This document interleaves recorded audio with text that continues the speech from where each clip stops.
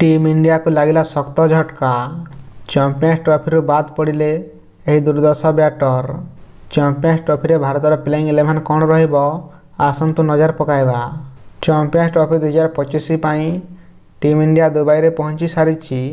मात्र अनेक खेलाड़ी एवं मध्य पहुंची नहांती। टीम इंडिया दुर्दशा तथा युवा बैटर एसएससी जयसवाल मध्य दल रे सामिल थिले, किंतु परे तांको अतिरिक्त खेलाड़ी भाव में टीम रे सामिल कराइथिला। वर्तमान एसएससी जयसवाल आहत होइचंती एवं से टीम इंडिया सहित दुबई यात्रा करि नाहंती। जयसवाल को रिजर्व खेलाड़ी भाव में सामिल कराइथिला, मात्र एबे तांकर स्थान किए नेबे ताहा कोच गौतम गंभीर एवं अधिनायक रोहित शर्मा मुंडबिंधार कारण पलटिछि।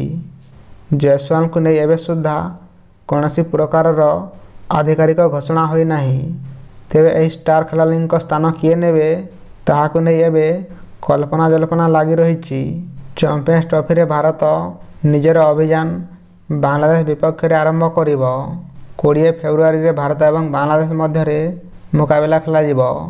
23 तारिख रे भारत एवं पाकिस्तान मध्य रे एक हाई वोल्टेज मुकाबला हेबो एवं भारतर शेष लीग मैच मार्च 2 तारिख रे न्यूजीलैंड को भेटिबो भारत।